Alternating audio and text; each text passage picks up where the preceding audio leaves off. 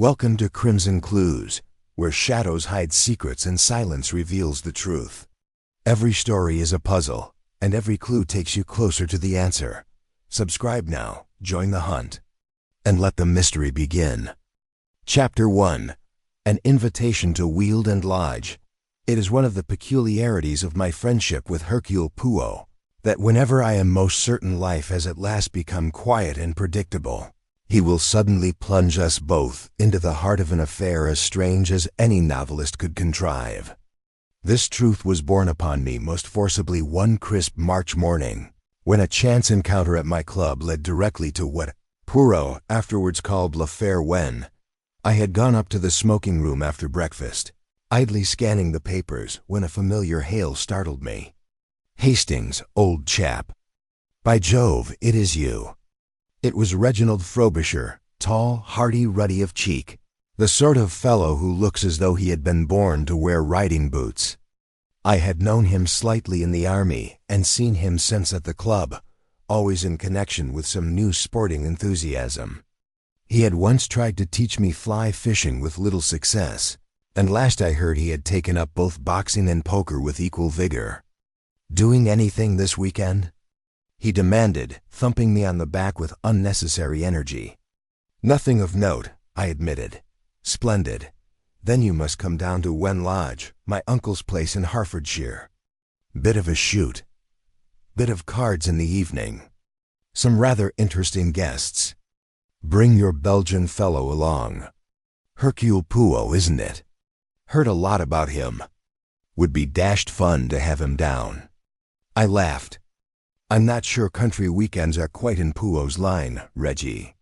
He's not a hunting man. Rubbish. Tell him there's hot water, electric light, and as much central heating as he could wish for. We'll make him comfortable. Only do come. We want a full house." And with that he bustled off, leaving me half amused, half intrigued. That evening at Whitehaven Mansions, I broached the matter to Poirot. He was engaged in trimming the wick of a candle, an affectation of his, for the room had perfectly good electric light. "Monsieur Hastings," he said, peering at me over his magnificent mustaches, "you look as though you have a secret. Confess." I related Frobisher's invitation. Poirot listened without interruption, his head a little on one side like a bird considering a crumb. "Poker? Hastings? Always it is the poker I do not approve." He twirled the tips of his mustache. "It is not the game of logic but of chance. And chance she is like a woman, charming but untrustworthy. Oh, come now, Poirot. It will be good sport, and a weekend in the country might do you good." He raised his eyebrows to the ceiling. "The country, Hastings. Mud on the shoes, drafts in the corridors, and worst of all, the English habit of overcooking the vegetables. Mon Dieu, they boil the life out of the poor carrot until it dies of boredom." But still, his eyes narrowed. "Tell me, who will be present?" I confessed I did not know. Reggie hinted at an interesting crowd. Perhaps some boxing friends of his, and I dare say one or two ladies. Ah, Poirot's eyes twinkled. "Ladies, you say already, it is more promising. For where there are men who gamble, and ladies who smile, there also may be passion. And where there is passion, Hastings, there may be crime." He tapped the candle wick with satisfaction. "We will go." And so it was that the following Saturday found us rattling out of London in a motor hired for the purpose. Poirot sat beside me muffled in his greatcoat, his small figure looking oddly fragile against the deep cushions. "Observe Hastings," he said, gesturing with one delicate hand as the autumn fields rolled by. "The English countryside to you, it is charming. To me it is the grave of order. The boots come back caked with mud. The wind sneaks in under the door. The hay gives one the sneezes, enfin. But where men pretend to seek sport, often they pursue something else entirely." Weald Lodge, when we reached, it was a rambling house of red brick, standing a little apart from the village. It had an air of comfortable neglect, the sort of place where dogs were welcome on the chairs, and the smell of cigars clung to the curtains. Reggie greeted us with exuberance. "Hastings and Marrow capital. You'll find the others in the drawing room." The others proved to be a curious assortment. There was Sir George Bartlett, a retired sporting baronet with a booming laugh. Lionel Wade, a smooth fellow in evening dress, already shuffling a pack of cards with professional skill. Miss Violet Glenn, dark-keyed, striking, with the sort of smile that suggests amusement at one's expense. And finally a tall, fair man introduced as Charles Linton, whose manner to Miss Glenn was markedly attentive. I confess my sporting instincts were stirred at once. Here, I thought, was a fine company for a weekend of cards and companionship. But Pooh, settling himself in an armchair, surveyed the group with eyes that missed nothing. Curious, he murmured to me later when Reggie had bustled off to see about dinner. "Already I perceive undercurrents, Ms. Wade. He shuffles the cards too easily. Common professional. Mademoiselle Glenn, she's admired by 2, perhaps 3 men, and admiration Hastings can be more dangerous than debt." I laughed. "You surely don't expect murder at a weekend party." Poirot smiled. "My friend, I expect nothing. I observe and I tell you this, before this weekend is finished, there will be drama at Wen Lodge. As usual, he was right. Chapter 2, The Table of Cards. Wen Lodge's dinner was really filling. Soup, a superb roast, frighteningly rich puddings, and a cheeseboard that could have supplied a division. Sir George Bartlett loudly applauded each dish, while Lionel Wade, smooth as silk, spoke little but smiled in a way that suggested he was correcting everyone else inwardly. Reggie Frobisher kept us entertained with stories of his boxing fights and was knocked clear through the ropes by Jove. Charles Linton, Sir George were separated by Miss Violet Glenn. She accepted the baronet's thunderous praises with elegant indifference, but occasionally she turned to Linton with quiet, focused comments, and I saw her smiling at him a couple of times, with a warmth that was lacking from her interactions with the others. Normally a somewhat reticent man, Linton became much more gregarious when she was around. Across the table from me, Poirot moved slowly and carefully, as if every bite had been measured and authorized. Aside from muttering something about the murder of the cabbage, he kept a polite quiet while glancing between the guests. When we finally made it back to the drawing room, brandy was offered and cigars were brought out. Sir George smothered the place with smoke. When Miss Glenn asked for coffee, Lionel Wade pulled a tidy deck of cards out of his breast pocket as if it had always been there. Sir George exclaimed, "Poker, eh? The game is that." Miss Glenn leaned back slouchedly. "Until luck turns, you guys and your cards are always so confident." "Luck, Miss Glenn." With a smirk on his face, Wade cut the pack with ease. "Man creates his own fortune. Just like in life at cards." "Not always," Linton said softly. His eyes moved to hers, then back to Wade. "Before anyone sits down, the game can occasionally be stacked." "Does this sound like an accusation?" W grinned broadly. Linton reddened. "Absolutely not. Just a remark." Sir George laughed. "Tonight, we'll see whose observation pays off." Around the table, we assembled. Poirot refused to play, claiming exhaustion, but stood close by, observing. The initial hands were somewhat innocuous. When he lost, Reggie swore. Linton and Wade were obviously disturbed by Miss Glenn's presence, as she occasionally moved away from her chair to rest lightly on the table while Sir George screamed with amusement at his own mistakes. With ease, Wade replied, "You should play, Miss Glenn," following a round in which he had rat in a neat little pile of coins. Her dark eyes glinted as she shook her head. "No, I would rather observe. When men believe a woman isn't looking, they divulge more." "What do you observe, too?" Wade asked. "You play like you're sure you're going to win," she said. "Additionally, Mr. Linton acts as if he fears losing when he plays." A ripple of laughter went through it. Linton did not speak, but he colored. Poirot leaned in my direction. "Mademoiselle, you see, Hastings." She makes both men feel proud. It's intentional. Intentional? I muttered.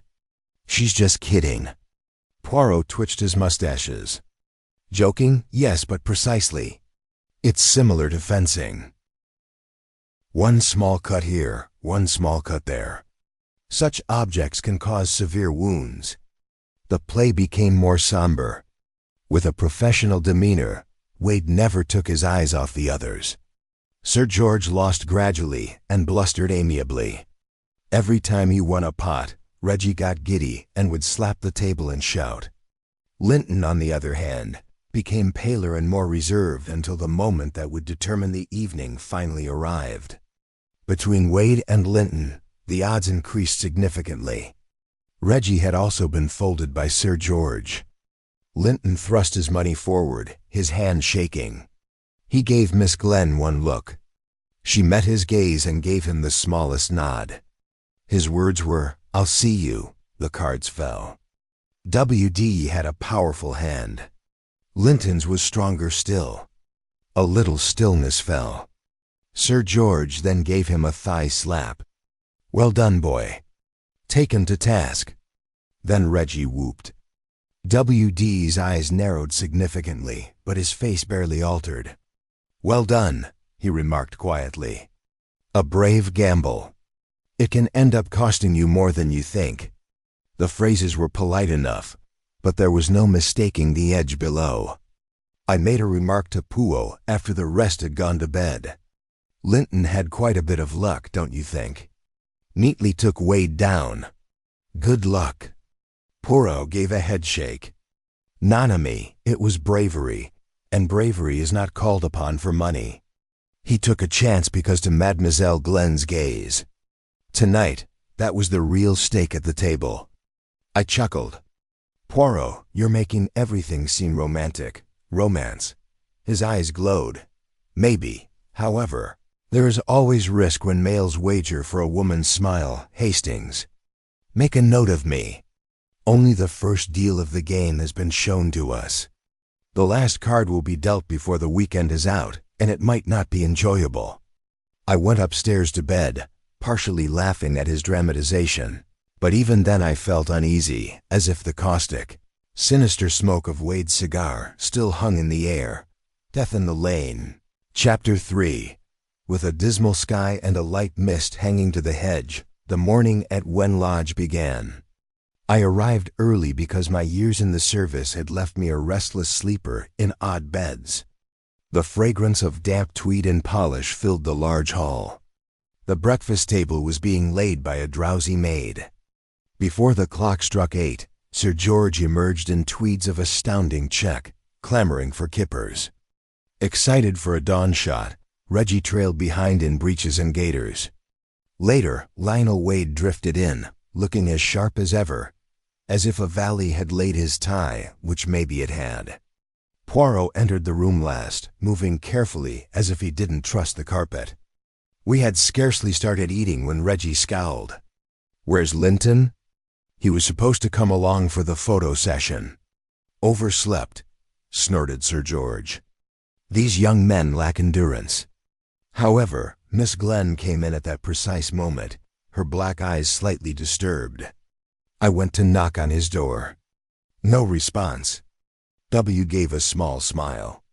Maybe the excitement of last night was too much for him. Poirot's eyes sprang up. "Sure, excitement." With a seamless response, Wade said, "My lucky hand. Not everyone defeats me with such audacity." Maybe he's sleeping off his victory.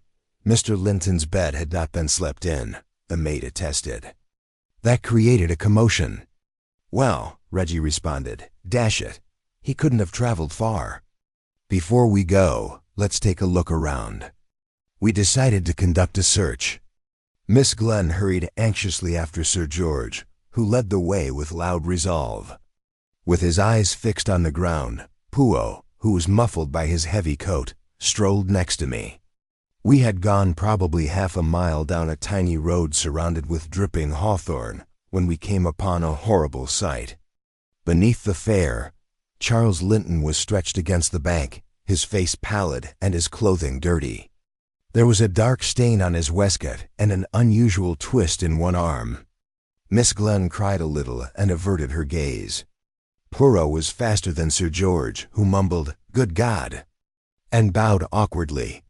With exact fingertips, he knelt next to the body and examined it without touching it. "Dead?" I inquired. Poirot raised his head. "Yes, quite dead. Hastings, don't bring anyone closer." "Let's protect what's left," Reggie cried. "Murder? Then poor chap. Who was capable of doing this?" Like smoke from fireworks, the query hovered in the fog. There was a kind of startled hush as we carried the body back to the house. Although it would take some time for the police to come, a gardener was sent to call for them. In the meantime, the visitors were assembled in the drawing room, their voices low and their faces drawn. Poirot stood motionless, staring at them. Then he whispered softly, one by one, "Sir George, you were the first into the lane.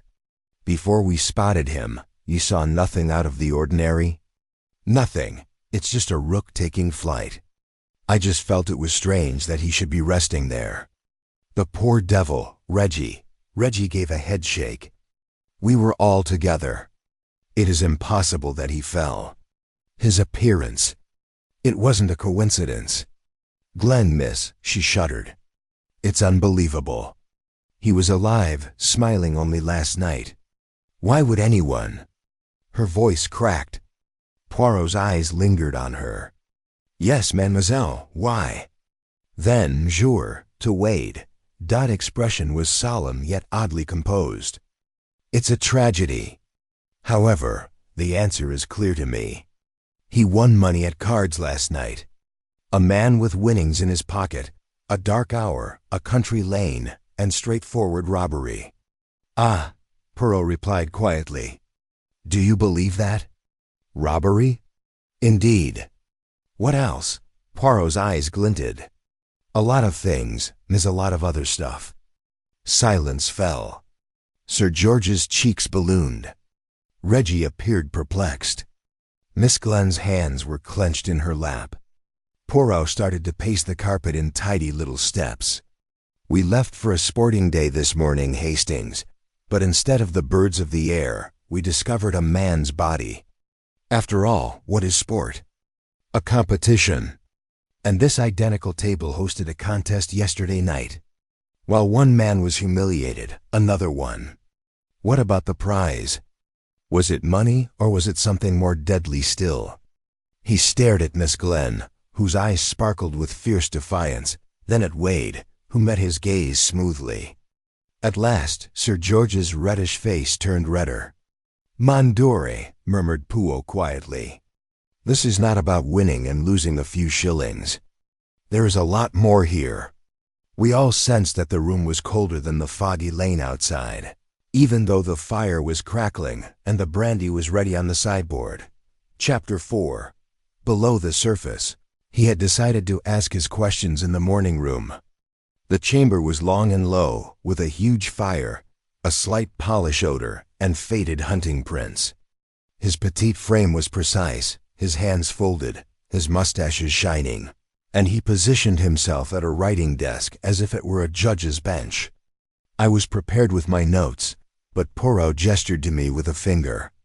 "Hastings, you write all the time, but keep the facts in mind. They don't tell the whole tale. Tone, hesitancy, and inconsistency. Those are the shadows that conceal the truth. You're still right. You like it." I was prepared with my notepad, but I wasn't sure I could capture all the nuances he mentioned. Nevertheless, I decided to try my hardest. The butler came in solemnly, as though he were going to a funeral. "Sir, Mr. Linton departed the house just after midnight. His coat was gone, and he appeared distressed. Stepped out into the mist. You found it odd?" "Indeed, sir. However, I have no right to comment." Poirot's eyes shone brightly. "However, Nesper, you did find it odd." The man's head cocked slightly. "Indeed, sir." The Parliament pulled her apron, looking pale and anxious. Then, sir, I noticed Miss Glenn in the hallway. She appeared distressed and was wearing a shawl. Poirot said softly, "Mercy, mademoiselle, your eyes are keen." With his cap in hand, the gardener remarked, "Heard voices in the lane." "Sir," one voice like Mr. West's, two men rowing fiercely. It sounded like him, but I can't swear. Poe thanked him solemnly. "Très bien, that will do." Poirot turned and gave me a slight nod when the man had left. As you can see, Hastings, the argument was real. Two men stepped out into the mist. Only one came back. I shuddered. The first visitor to arrive was Sir George, whose wide shoulders and thunderous outrage filled the entryway. He spread his tweeds like a tent around himself and sat down firmly. Bad business was dashed. Poirot never seen the like. In his prime, the young man cut down. Horrible, that's what it is. Back then, you liked Mr. Linton? Softly, Poe inquired. Admired him. Sure, why not? Good man. Rode fairly good when I saw him at a meet last season. Quiet sort. Did not turn himself into a star. That's good breeding. Poirot gave a nod. Last night, you played cards with him. Hello, yes, exactly. Sat on a couple of hands. Remember, I'm not a dab hand. I laughed it off after losing a little. That's how it is. What about the others? Wade is worth keeping an eye on. Plays with the skill of a pro. As though he were born with cards in his hands, he shuffles the pack. I don't like how smooth it is. You believed him to be dangerous, risky? I didn't like the expression on his face when Linton hit him, but I wouldn't go that far. Sure, I'm grinning, but it's the wrong kind. I've witnessed it happen in a hunting field when one guy rides by a fence without getting hurt. He seems like a kind guy, but you can sense he wants to choke you. Poirot twirled his mustaches and murmured, "Trebia." You think then? The disagreement lay between Linton and Wade. George harrumphed, sir. Yes, if there was a fight, but I won't blame the man directly. I just say as I see fit. You have been of great assistance, mercy, Sir George. Next to arrive was Reggie, full of youthful vigor and excitement. His gaiters were still muddy from the lane when he sat on the chair's edge. The dreadful creature, Poirot. I can't stop thinking about it. Charles, poor guy, was laying in the ditch. I never imagined seeing something like it. He was someone you liked, maybe. I really liked him. A quiet man, yet good. He wasn't ostentatious, yet he could compete at cards. That was what I liked about him. He wasn't out to make fools of the rest of us like Wade. Poirot's eyes shone brightly. Oh, you believe that Mr. Wade's goal was to make people feel bad? Reggie gave a forceful nod. That's all. Of course he plays to win, but he also plays to crush and show that he is smarter. Last night, Linton easily defeated him, and I'm willing to bet that Wade was not pleased at all. However, monsieur, there are instances when a grin hurts more than money. Have you noticed the way Linton was regarded by Mademoiselle Glenn? Reggie reddened. Yes, I did observe. Everyone did. She practically told him to try. She was watching, so he put everything on the line. Damned romantic, if you ask me. Wade also took notice. He did, of course. It was evident in his eyes. But Poirot, take a peek. Killing a man for Violet Glenn is not worth it. Yes, but who determines a woman's value? Monamy, not logic. Never use reasoning. Poirot gestured with his hand. Miss Frobisher, mercy. That will work. Lionel Wade walked in calmly, as though he had been called to a drawing room instead of an investigation. He folded his hands over his knee and sat with purposeful ease, one ankle resting on it. It's a sad situation, Morrow, but I'd venture to suggest there's an easy fix. Linton pocketed the money he had won. He was late leaving the house. A ruffian from the village recognized his opportunity. Robbery, pure and simple.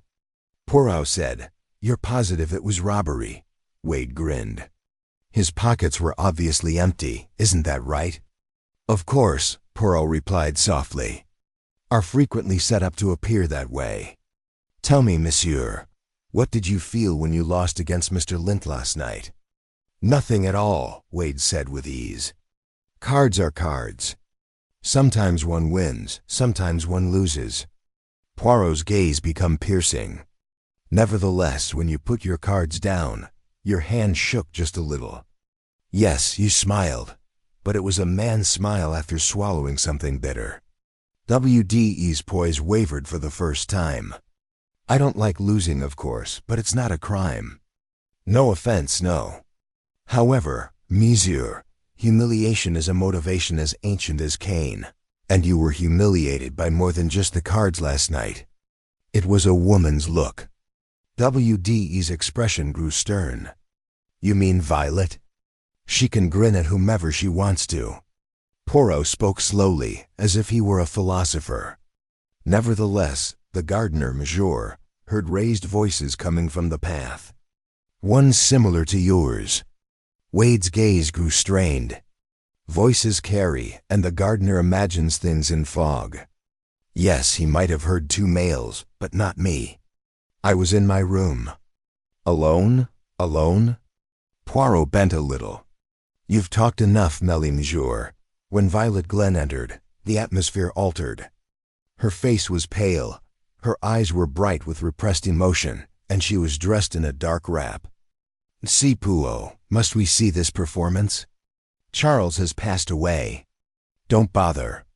Poirot's tone softened. Alas, mademoiselle, the dead cannot rest till truth is known. You liked him, indeed. Her voice wavered, then leveled out. I loved him, if you must know. He listened and was kind. That might not seem like much, but it meant everything in a world full of boastful guys. Pooh bowed his head. Nevertheless, you urged him to perform last night. Why? He had self-doubt. He believed he couldn't prevail. I wanted him to see that he was powerful and that he could. With a glance that Wade did not miss, you gave him courage. She raised her chin, then let him feel envious. I never encouraged Wade, but you're afraid of him, Poirot said. Her eyes blinked. I have no fear of men. But I tell you this, Charles feared something. Only last night did he say that to me. If something were to happen to me, keep in mind that I was not destroyed by the cards. He then laughed as if it were a joke, but I could see the expression in his eyes. He meant it. Poirot's eyes became piercing. Mademoiselle, you've handed me the key, très intéressant. When they were gone, Poirot leaned back with his eyes half closed and his fingers steepled. And what do you conclude, Hastings? The first thing I said was that Wade killed him. He was upset about losing and envious of Miss Glenn. It is demonstrated by the argument in the lane. Everything fits. Poirot grinned. You jump like a dog to the wrong smell, Hastings. Yes, the argument, but keep in mind what Linton said. I wasn't ruined by the cards. No, mon ami. Somewhere else is the truth. The crime is of the heart, not the money. With steel-like gaze, he stood up. There's still one more act. It's time to place the last cards on the table, so we need to get everyone together. Chapter 5, The Garden of Truth. We were all united by Poirot's order, not his recommendation. We gathered on the terrace of Wen Lodge at 3 o'clock with a view of the autumn gardens, where the lane wound into the mist and the roses hung sodden and brown. Every face was paler than normal, and the air was cold. Miss Glenn was white but unyielding, Reggie was flushed and restless, Sir George loomed in his checks, and she waited as smooth as marble. The gardener moved clumsily with cap in hand, and even the butler hovered cautiously at the French doors. Poirot was spotless as he stood in front of us, his shoes shining in spite of the wet stones. The way a general would examine his men, he glanced from one to another. He started in exact tones, My friends, we're not just here to lament a loss. Our purpose is to comprehend it. Charles Linton has passed away. The police will arrive, indeed. However, I need to know what transpired in this house, these gardens, and that lane before they do. There was quiet. Sir George cleared his throat. Reggie moved from one foot to the other. Miss Glenn clenched her fists. Wade was the only one who appeared at ease. We've already heard theories. Poirot went on. When Sir George talks about robbery, Mr. Wade as well. According to Mademoiselle Glenn, it's envy. Hastings. He tilted his head in my direction. I'm positive it was Wade. However, appearances can be deceiving, I assure you. They are always dishonest. Abruptly, he turned to Sir George. You claim to have seen nothing out of the ordinary this morning. However, you just said that a rook was taking flight in the lane. Why hadn't you told me it earlier? George, sir, blushed. A rook is worthless. Birds soar through its shadows. Poirot responded, however, a rook rises when disturbed. By whom, George, sir? By two men in rage, or by a man lying in wait? It reamed the baronet. I'm not sure. Sir, don't press me. Poirot just inclined his head, then swung to Reggie. Charles Linton was admired by you. Indeed, Reggie got happier. I did, of course. A straight kind of person. And yet you spoke fondly about Violet Glenn's admiration for him. Do you really think admiration didn't make you envious, monsieur? Reggie reddened. It's unfair. I enjoyed him. Violet did care about him. It was visible to everyone. But I never meant any damage to him. I promise. At that, Miss Glenn's gaze became inscrutable as she averted her head abruptly. Poirot looked over at Wade. You insist on robbery the most, me. Why? Wade responded with ease since it is straightforward. His pockets are empty and his earnings are gone. Is there any other explanation? Poirot's beard trembled. Oh, but Linton's watch remained unharmed, even when a real thief snatches everything. Doesn't that seem odd to you? Wade's smile wavered for the first time. The thief might have been agitated. Maybe, Poirot remarked, but the gardener could still hear two voices arguing in the lane. Dot-eyes froze. One was just like yours. The imaginations of peasants. Fog is deceptive. Monsieur, fog doesn't argue. Poirot came back abruptly. Men do. He looked over at Violet Glenn. Mademoiselle, you told me something very interesting. If anything happens to me, remember it was not the cards that ruined me, Charles told you. What did he mean? She nibbled on her lip. I'm not sure. He was distressed. He refused to give me further details. You are sure? Her eyes blinked. What are you trying to say? That I was aware of his anxieties and suppressed them? Never would I betray him. Pugh's voice grew softer. Nevertheless, the word betrayal keeps coming up for me. Then the gardener coughed uneasily, twisting his cap. Begging your forgiveness, sir. There's somewhat I didn't mention earlier. I heard footsteps following the voices. The two men are leaving together. Later, only one will return. There was silence. Pugh's eyes shone brightly. Hastings, you hear? A pair of men ventured into the fog. One came back by himself. That indicates that the argument was not an accident. Linton knowingly stepped next to the person who killed him. The words fell like pebbles into a pond. Muttered, said Sir George. Reggie let out a faint cry. Violet turned pale. Wade's smile remained fixed as he looked straight ahead. Pugh stood up and looked around at us. And now, Miss Ami, you see the pattern. Neither money nor cards were the reason Charles Linton died. The only reason the pockets were empty was to deceive. Perhaps he killed for love, but he also died for pride, jealousy, something older, stronger, and more lethal. Nobody said anything. The air felt thick with unspoken things as the mist gathered tight around the patio. Pugh held up a finger. I do not yet accuse you of patience, but I will reunite you all tonight before the end of the day. Then Mazaine, the final card shall be turned, and the truth will stand revealed. We eventually scattered to our separate areas of the home. I strolled next to Poirot, my thoughts roiling. "Poirot," I muttered. "You know for sure." "Wade, was that right?" He smiled slightly at me. "Hastings, you always jump." "Perhaps Wade, maybe another, yes. However, keep in mind that money is rarely the real motivation behind murder. It is the heart that betrays. And the risk is in issues of the heart, After making that mysterious comment, he left me to my own thoughts, which were just as perplexed as the fog shrouding the garden, the final card in Chapter 6. After dinner, we were called back into the drawing room. Tall shadows were cast on the paneled walls by the fire's brilliance. The air was as torturous as wire. It was evident that we now awaited judgment, even though each of us had contributed to the lengthy, uncomfortable day.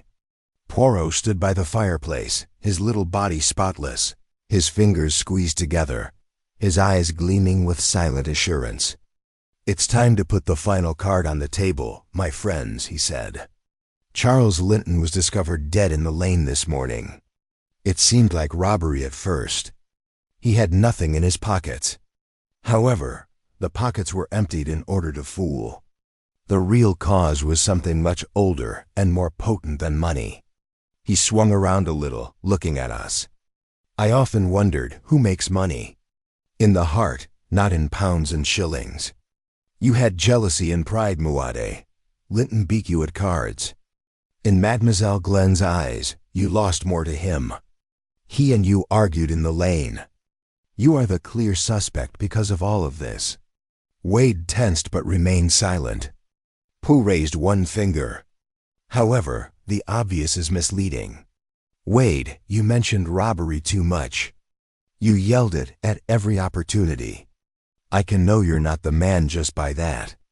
A guilty person doesn't speak much. Those who protest excessively are the innocent." Something stirred. Sir George appeared perplexed. Reggie whispered, "Go ahead and dash it." Who else but Wade? Pooh looked over at Violet Glenn. With her fists gripped tightly and her gaze focused on the carpet, she sat still. "Madam," Poirot said quietly, "you had captured the heart of Charles Linton. It's simple. You also have feelings for him. That's what you've acknowledged. But he had a dread, didn't he? He informed you. If something were to happen to me, keep in mind that I was not destroyed by the cards." What was he trying to say? Her mouth quivered. "I'm not sure," she muttered. "But I understand," Pooh replied softly. He meant that love itself, not debt or gambling, was the threat to him. He was caught, was he not, in a triangle of the heart. Between Mademoiselle, you, and someone else. Observing her face, he let the words flow. Reggie suddenly leaped to his feet, his cheeks flushed. "Enough, Poirot. Too much has been stated by you. Don't bother her." A hush fell. With a nearly compassionate gaze, Pooh turned to face him. "Yes, Massey, it's you." After staring, Reggie put his head back in his hands. Quietly, Poirot spoke. "Charles Linton was slain by jealousy. It's your jealousy, not WD's, as everyone assumed. You covered it up with warm, friendly banter, but underneath it was the truth. Did you not love Mademoiselle Glenn yourself? It was unbearable to watch her smile at Linton." Reggie let out a grunt. "I didn't mean to." Poirot held up his hand. "You pretended to be buddies with him as you strolled into the lane. You argued. You were heard by the gardener. Only one of the two men who went down the road came back. You hit with fervor. And then, to make it look like a robbery, you awkwardly emptied his pockets. However, you overlooked one point. The watch was unaltered." Reggie raised his head, looking shocked and pallid. "It wasn't something I planned. I promise I didn't.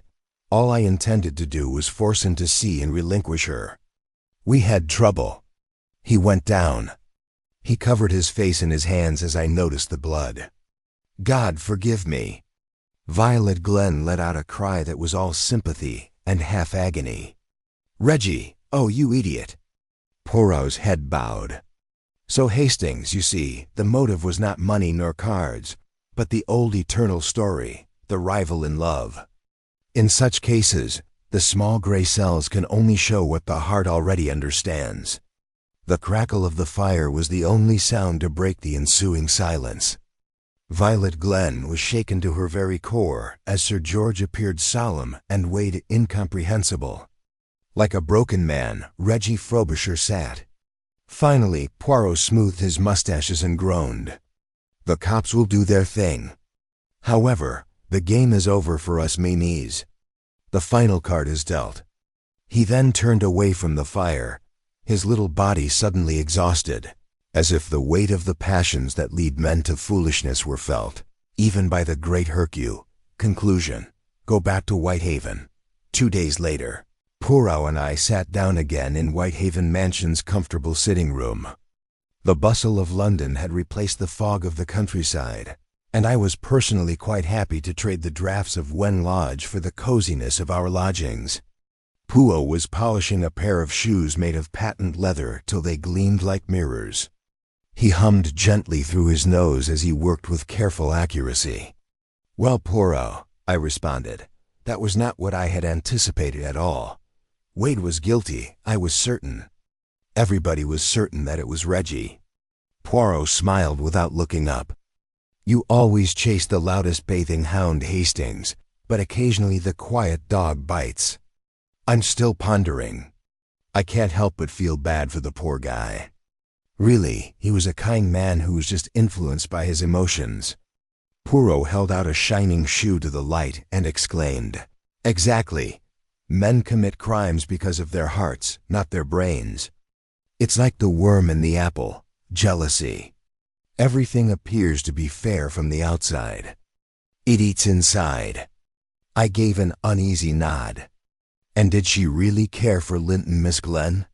Poirot's gaze glowed. Perhaps mon ami, or perhaps she cared most for herself. Women are mysterious beings, but I have no doubt that she will forget this sooner rather than later. Satisfied, he put the shoes down and combed his beard. And you ought to be warned, Hastings. The cards are risky because of the passions they expose, not because of the money. Whist at the club is a better option, isn't it? I chuckled.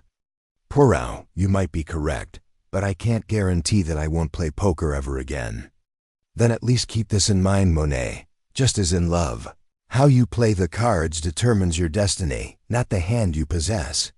He leaned back, eyes half closed, the ghost of a smile on his lips. As I have always thought, Hercule Poirot may discover philosophy in the fall of a card or the polish of a shoe. And somehow he was always right. Music, thus, a game of hearts comes to an end. The final hand of a country weekend of cards was one of passion, treachery, and jealousy rather than luck. We wrote this story in honor of Agatha Christie, drawing inspiration from the actual murder of William Ware in 1823, but imagining a whole different universe in Poirot's.